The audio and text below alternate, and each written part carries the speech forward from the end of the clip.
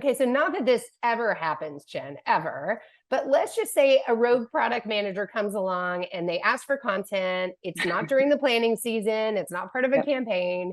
And so as a content manager, what typically happens or what should happen in that moment? Yeah, that's a good question.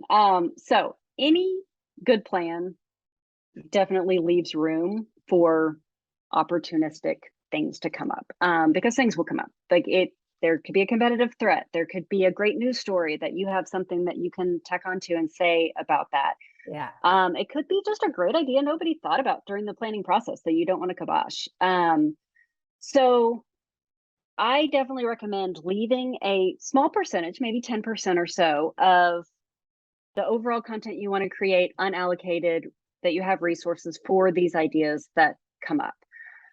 So then, whenever someone comes to you and has this idea, you can hear them out, and maybe it's great and it warrants being in that 10%.